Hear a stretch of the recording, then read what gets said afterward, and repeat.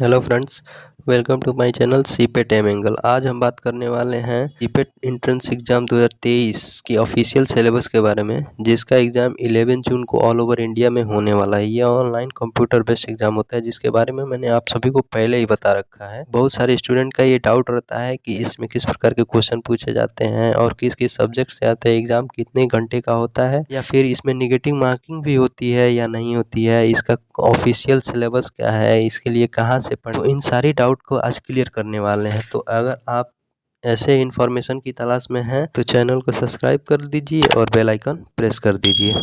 तो आइए friends, video को स्टार्ट करते हैं। देखिए, जैसा कि यहाँ पर लिखा है कि एज पर एंट्री क्वालिफिकेशन, यानी सिलेबस as per entry qualification and GK.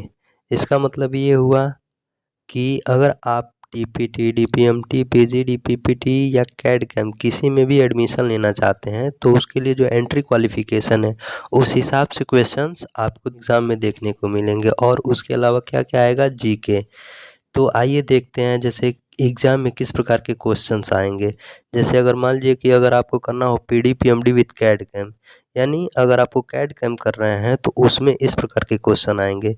जैसे कि यहाँ पर देख सकते हैं आप, यूनिट ऑफ इलेक्ट्रिक करंट, यानी इलेक्ट्रिक करंट की यूनिट क्या होती है। तो जैसा कि हम सभी जानते हैं कि इलेक्ट्रिक करंट की यूनिट क्या होती है, एम्पियर होती है। तो यहाँ पे जो कंप्यूटर का स्क्रीन होगा वहाँ पे स्क्रीन पे से एम्पियर पे आप लोग टिक कर देंगे और नेक्स्ट पे क्लिक करके उस क्वेश्चन को करके आप आगे बढ़ जाएंगे। ऐसे ही पीडी पीएमडी के लिए दूसरा क्वेश्चन दिया हुआ है कि a rod of mild steel kept inside the coil carrying a high frequency currents gets heated due to, यानी अगर कोई रॉड है जो स्टील का है, kept inside a coil carrying high current frequency, यानी कोई हाई करंट की फ्रीक्वेंसी उसमें जा रही है, मतलब उसमें प्रवाहित हो रही है, तो वो किस हिसाब से हीट होगा, उसका हीटिंग किसके द्वारा होगी, इंडक्शन हीटर के द्वारा या कन्वेक्टिंग की हीटिंग होगी या रेडिएशन हीटिंग होगी या डाइलेक्ट्रिक हीटिंग होगी। तो जैसा कि हम सभी जानते हैं कि स्टील यानी मेटॉलिक के लिए किसका यूज़ किए हैं, तो इंडक्शन हीटर, यानी इसके लिए ऑप्शन सी सही होगा। इसी प्रकार यदि आप डीपीटी या डीपीएमटी के लिए एडमिशन टेस्ट देने वाले हैं तो उसके लिए इस प्रकार के क्वेश्चन पूछे जाएंगे, जैसा कि आपको स्क्रीन पर दिखाई दे सकता है कि upon which the function of A loud speaker depend, यानी लाउड स्पीकर किस फंक्शन पे कार्य करता है। तो इसके लिए क्या आपका ऑप्शन है, size, shape, size and shapes none of these.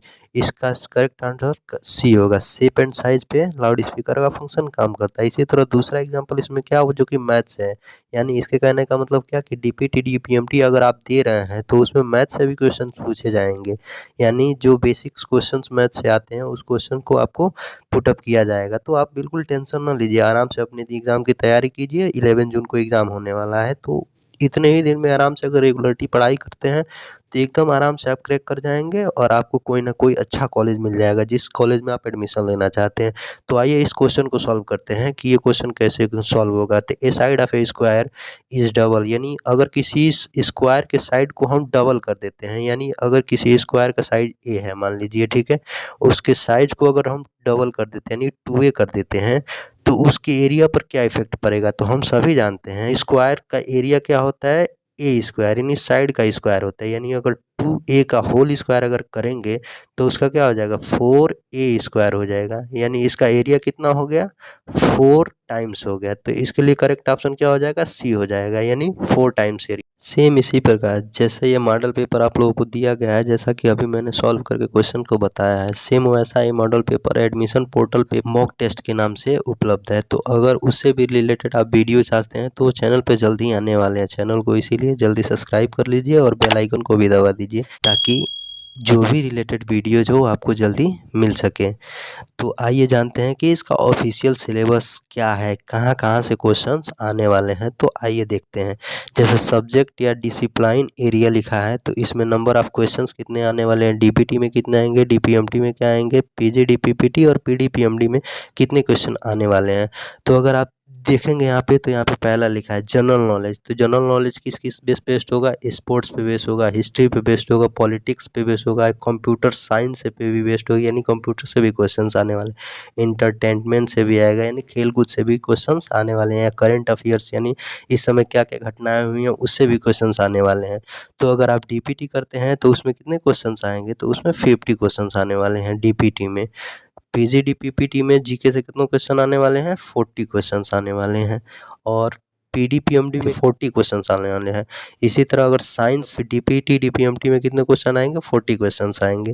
PGD PPT science यानी जनरल साइंस की बात कर रहे हैं यहाँ पे, ये जैसे फिजिक्स केमिस्ट्री मैथ बायो सब मिला करके, यानी जनरल साइंस जो भी रिलेटेड होगा उसे जनरल साइंस से कितने क्वेश्चन आएंगे डीपीटी डीपीएमटी में, 40 क्वेश्चन। जीडीपीपीटी यानी जो बीएससी कर चुका है और वो सीपेट करने जा रहा है, उसके लिए अगर एग्जाम देना चाहेगा तो जनरल साइंस से क्वेश्चन कितने फूटने वाले हैं, तो 20 क्वेश्चन। और पीडीपीएमडी अगर जिसने किया है उसके लिए भी क्वेश्चन कितने आएंगे जनरल साइंस से, तो 20 क्वेश्चन आएंगे। इसी प्रकार इंग्लिश का सिलेबस है तो इंग्लिश से क्वेश्चन कितने आने वाले हैं, 10 क्वेश्चन डीपीटी डीपीएमटी में आने वाले हैं, और पीजीडी पीपीटी में 20 क्वेश्चंस आएंगे, और पीडीपीएमडी में कितने क्वेश्चंस आएंगे, तो पीडीपीएमडी में 20 क्वेश्चंस आएंगे। और यहाँ पे देखेंगे कि फिजिक्स केमिस्ट्री मैथ बायो लिखा हुआ है, इससे रिलेटेड क्वेश्चन केवल किस में आएंगे, तो पीजीडी पीपीटी में आएंगे। ऐसा क्यों, क्योंकि केमिस्ट्री ये हाई लेवल, फिजिक्स और बायो ये सब थोड़ा हाई लेवल के क्वेश्चन होंगे, जो कि केवल जो लोग बीएससी कर चुके हैं उन्हीं लोगों के लिए। उनमें किसमें, जैसे केमिस्ट्री से आएगा, फिजिक्स से आएगा, बायोलॉजी से आएगा, मैथ से आएगा, बहुत ज़्यादा क्वेश्चन नहीं है, 20 क्वेश्चन है। तो ये 20 क्वेश्चन ये केवल किसके लिए है, पीजीडी पीपीटी यानी जो बीएससी कर चुका है और वो इस समय एग्जाम देने वाला है सीपेट की एंट्रेंस एग्जाम, तो उसके लिए फिजिक्स केमिस्ट्री मैथ और बायोलॉजी भी थोड़ा इन डीपीटी डीपीएमटी या पीजीडी पीपीटी जो भी पढ़े हैं इन लोगों से थोड़ा हाई लेवल के क्वेश्चंस होते हैं। तो आप उसका टेंशन बिल्कुल ना लीजिए, आप अपनी तैयारी करते जाइए, कोई अच्छा कॉलेज मिलेगा जो भी आप चाहते हैं, बस रेगुलरली पढ़ाई करते रहें, क्योंकि एग्ज़ाम में बहुत ज़्यादा दिन नहीं बचा है। एग्ज़ाम बस स्टार्ट होने वाला है, 11 जून को आपका एग्ज़ाम होगा ऑल ओवर इंडिया में, जो कि कंप्यूटर बेस्ड एग्ज़ाम होता है, मैंने पहले ही बता रखा है। अब आइए जानते हैं कि ये प्लास्टिक पॉलीमर या फिर टूल रूम से रिलेटेड किन से क्वेश्चन पूछा जाएगा। यानी इसका मतलब ये plastic polymer tools room industrial diploma in engineering, यानी इसका कहने का मतलब ये है कि अगर आपने डिप्लोमा कर रखा है तो प्लास्टिक से रिलेटेड क्वेश्चन आपसे पूछे जाएंगे, या फिर पॉलीमर साइंस से रिलेटेड क्वेश्चन पूछे जाएंगे, टूल रूम से क्वेश्चन पूछे जाएंगे, या इंडस्ट्री से जितने भी रिलेटेड क्वेश्चन होंगे वो सिर्फ किसके लिए है, तो पीडीपीएमडी विथ कैड कैम, यानी जो भी लड़का पीडीपीएमडी विथ कैड कैम के लिए एंट्रेंस एग्जाम देने वाला है उसके लिए ये 20 क्वेश्चन इसमें पूछे जाएंगे। कहाँ, किसे किसे, तो प्लास्टिक से, पॉलीमर से, टूल रूम से, इंडस्ट्री, ये सभी से क्वेश्चन कितने पूछे जाएंगे, 20। मैंने आपको पूरा बता दिया कि डीपीटी डीपीएमटी में कहाँ कहाँ से क्वेश्चंस आने वाले हैं, पीजीडी पीपीटी में कहाँ से क्वेश्चन आने वाले हैं, पीडीपीएमडी में कहाँ से क्वेश्चन आने वाले हैं। तो इसी बेस पर आपको तैयारी करना है, इससे अलावा आपको कुछ नहीं पढ़ना है। इससे अलावा आप अगर कुछ पढ़ते हैं तो आप गलती कर रहे हैं, तो इसका आप विशेष ध्यान रखेंगे। आइए अब जानते हैं इसका मेन एग्जाम का पैटर्न क्या है, कि एग्जाम पैटर्न में मतलब किस प्रकार के क्वेश्चन इसमें नेगेटिव मार्किंग होगी या नहीं होगी, इंग्लिश में क्वेश्चन आएंगे या हिंदी में आएंगे, टोटल क्वेश्चन कितने रहेंगे। तो यहाँ पे देखिए, यहाँ पे लिखा हुआ है नंबर ऑफ क्वेश्चन, यानी नंबर ऑफ क्वेश्चन कितना आएंगे, 100।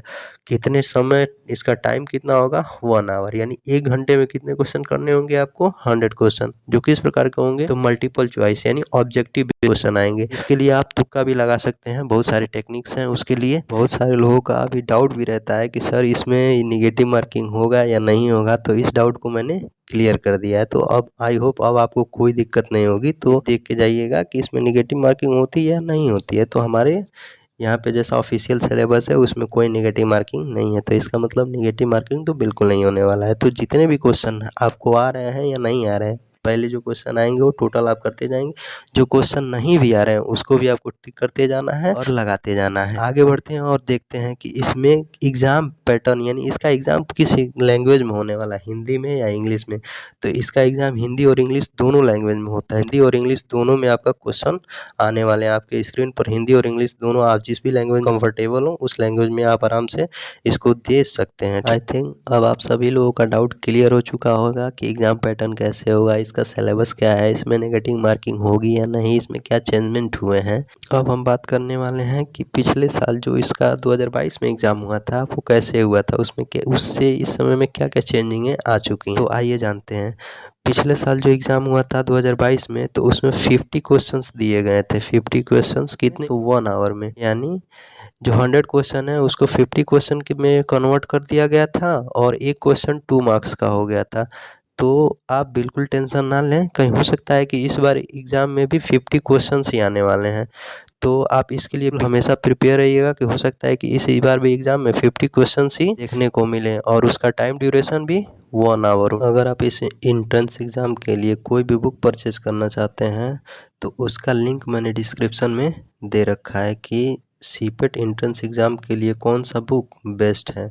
तो अगर आप चाहते हैं कि बुक से पढ़ाई करें तो उसके लिए आप फ्लिपकार्ट या अमेज़न से इस बुक को परचेज़ कर पढ़ सकते हैं, या फिर इससे रिलेटेड कोई भी, जैसे कि अगर आपको इंग्लिश पढ़ना हो या साइंस पढ़ना हो या जीके पढ़ना हो तो उससे रिलेटेड जो भी आपके पास बुक हो उसे लेकर के, और इस सिलेबस के अनुसार, इस सिलेबस में जो चीज़ें हैं, जैसे कि यहाँ पे अगर इंग्लिश दिया हुआ है तो इंग्लिश में क्या क्या चीज़ें हैं उसे पढ़ सकते हैं, या फिर जीके में जो भी सिलेबस है, सिलेबस के अकॉर्डिंग आप बुक से पढ़ाई करके और एग्ज़ाम दे सकते हैं। और यदि आप जानना चाहते हैं कि ऑनलाइन एग्ज़ाम कैसे होगा इसका, तो उससे रिलेटेड भी वीडियो जल्द ही चैनल पे अवेलेबल होने वाला है। तो इसीलिए आप चैनल को सब्सक्राइब कर लीजिए और बेल आइकन को प्रेस कर दीजिए, ताकि इससे रिलेटेड जो भी वीडियो जो उसके नोटिफिकेशन सबसे पहले आप तक पहुँचे।